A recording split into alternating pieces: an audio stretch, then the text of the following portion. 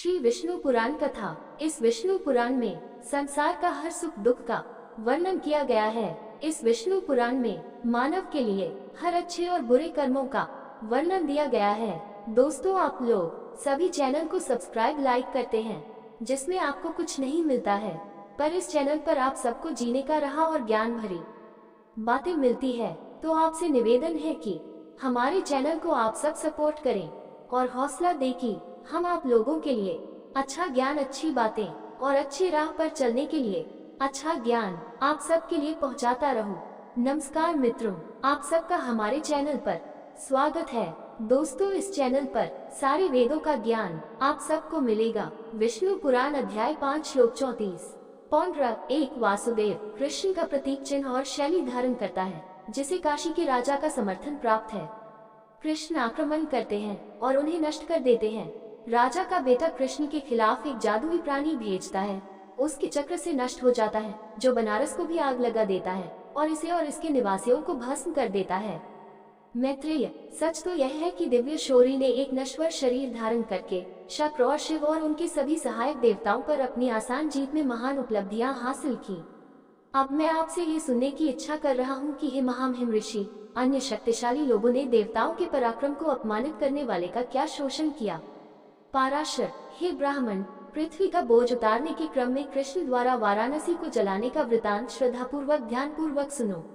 एक वासुदेव थे जिन्हें पौंड्रक कहा जाता था, और जो हालांकि वासुदेव नहीं थे, अज्ञानी लोगों द्वारा वंशज देवता के रूप में चापलूसी की गई, जब तक कि उन्होंने खुद को वासुदेव नहीं माना जो पृथ्वी पर अवतरित हुए थे। अपने वास्तविक चरित्र की सारी स्मृति खोकर उसने विष्णु का प्रतीक धारण कर लिया और इस संदेश के साथ उदार कृष्ण के पास एक राजदूत भेजा।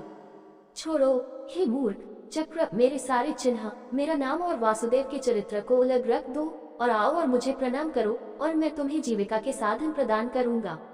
जिस पर जनार्दन हंसे और उत्तर दिया, जाओ दूत, पौंड्र के पास वापस जाओ और उससे मेरी ओर से कहो, मैं तुम्हें अपना प्रतीक चक्र अवश्य भेजूंगा। तू मेरा अभिप्राय ठीक से समझेगा और विचार करेगा कि क्या करना है, क्योंकि मैं तेरे नगर में आकर चक्र अपने साथ ले आऊंगा और निसंदेह उसे तुझे सौंप दूंगा। यदि तू मुझे आने की आज्ञा दे तो मैं तुरंत मान लूंगा और कल तेरे संग रहूंगा, विलंब न होगा। और हे राजा, मैं तेरी शरण मानकर ऐसा करूंगा कि फिर कभी तुझसे भय न खाऊंगा। इतना कहकर उसने राजदूत को इन शब्दों को अपने संप्रभु को रिपोर्ट करने के लिए बर्खास्त कर दिया और गरुड़ को बुलाकर उस पर सवार होकर पौंड नगर की ओर प्रस्थान किया। जब काशी के राजा ने केशव की तैयारियों के बारे में सुना तो उन्होंने अपनी सेना पौंड की सहायता के लिए भेजी और स्वयं पीछे से आए और काशी के राजा की सेना और अपनी सेना के साथ पौंड झूठे वासुदेव कृष्ण से मिलने के लिए आगे बढ़े। हरि ने उसे दूर से देखा। वह अपनी कार में खड़ा था। उसके हाथों में एक चक्र, एक गदा, एक तलवार और एक कमल था। फूलों की माला से अलंकृत धनुष धारण करना और उसका झंडा सोने का बना हो। उनके वक्षस्थल पर श्रीवत्स चिन्ह भी अंकित था। वह पीले वस्त्र पहने हुए था और झुमके और मुकुट से सजा हुआ था। जब भगवान, जिनका मानक गरुड़ है, ने उन्हें देखा तो वह जोर से हंसे और घुड़सवार सेना और हाथियों की शत्रु सेना के साथ तलवार, कैंची, गदा, त्रिशूल, भाले और धनुष से लड़ने लगे। अपने सारंग धनुष से शत्रुओं पर बाणों की वर्षा करते हुए, उन पर अपनी गदा और चक्र फेंकते हुए उन्होंने शीघ्र ही पौंड्रक की सेना और काशी के राजा दोनों को नष्ट कर दिया। फिर उसने पहले वाले से कहा, जो मूर्खतापूर्वक उसके प्रतीक चिन्ह पहने हुए था, पौंड्र, आपने अपने दूत के माध्यम से मुझसे चाहा था कि मैं अपने सभी प्रतीक चिन्ह आपको सौंप दूं। अब मैं उन्हें आपको सौंपता हूँ। यह मेरा चक्र है, यहाँ मैं अपनी गदा छोड़ता हूँ, और यहाँ गरुड़ है, उसे आपके ध्वज पर चढ़ने दो।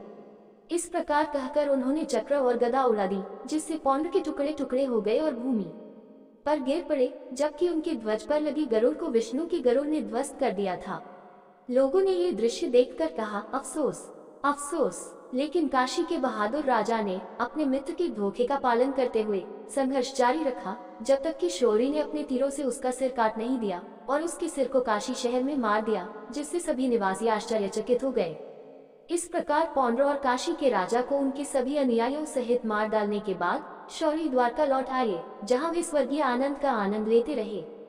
जब काशी के निवासियों ने देखा कि उनके राजा का सिर उनके नगर में मारा गया है तो वे बहुत आश्चर्यचकित हुए कि यह कैसे हो सकता है और यह कार्य किसके द्वारा किया गया होगा। ये सुनिश्चित होने पर कि राजा को कृष्ण ने मार डाला था, काशी के राजा के पुत्र ने परिवार के पुजारी के साथ मिलकर शंकर को प्रसन्न किया और वह देवता पवित्र स्थान अभिमुख में पूजा किए जाने से बहुत प्रसन्न हुए। उन्होंने राजकुमार से वरदान मांगने की इच्छा जताई, जिस पर उन्होंने प्रार्थना की और कहा, हे प्रभु शक्तिशाली भगवान, अपनी कृपा से अपनी रहस्यमय आत्मा को मेरे पिता के हत्यारे कृष्ण को नष्ट करने के लिए प्रेरित करें। ऐसा ही होगा, शंकर ने उत्तर दिया और दक्षिणी अग्नि स्रोत से एक विशाल और दुर्जय मादा निकली, जो अग्नि की लौ की तरह थी, सुर्ख रोशनी से धधक रही थी और उसके बालों के बीच उग्र चमक प्रवाहित हो रही थी। गुस्से में उसने कृष्ण को बुलाया और द्वारका चली गई, जहाँ लोग उसे देखकर व्याकुल हो गए और सभी लोगों के आश्रयदाता मधुसूदन के पास सुरक्षा के लिए भाग गए। चक्रधारी ने ये जानते हुए कि राक्षस का निर्माण काशी के राजा के पुत्र द्वारा उस देवता की पूजा के माध्यम से किया गया था, जिसका प्रतीक एक बैल है, और खेल कूद में लगे रहने और पासा खेलने के कारण चक्रधारी से कहा, इस भयंकर प्राणी को मार डालो जिसकी लंठी ज्वाला जैसी है।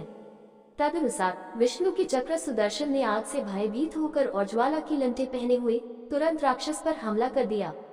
सुदर्शन की शक्ति से भयभीत होकर महेश्वर की रचना ने उसके हमले की प्रतीक्षा नहीं की, बल्कि तेजी से भाग गई। उसके द्वारा समान वेग से उसका पीछा किया गया, जब तक कि वह विष्णु के चक्र की श्रेष्ठ शक्ति से विकर्षित होकर वाराणसी नहीं पहुंच गई।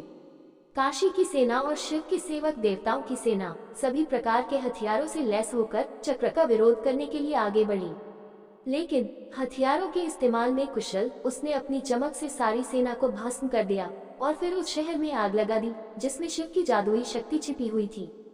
इस प्रकार वाराणसी को उसके सभी राजकुमारों और उनके अनुयायियों, उसके निवासियों, हाथियों, घोड़ों और पुरुषों, खजाने और अन्न भंडार, घरों, महलों और बाजारों सहित जला दिया गया। इस प्रकार पूरा शहर, जो देवताओं के लिए दुर्गम था, हरि के चक्र द्वारा आग की लपटों में लपेट लिया गया और पूरी तरह से नष्ट हो गया। तब चक्र अविचल क्रोध के साथ प्रचंड रूप से चमकता हुआ और इतने आसान कार्य की सिद्धि से संतुष्ट न होकर विष्णु के हाथ में लौट आया। इस चैनल पर सभी वेदों का ज्ञान मिलेगा। ये वीडियो आपको अच्छा लगा हो तो लाइक, शेयर, सब्सक्राइब जरूर करें। धन्यवाद दोस्तों।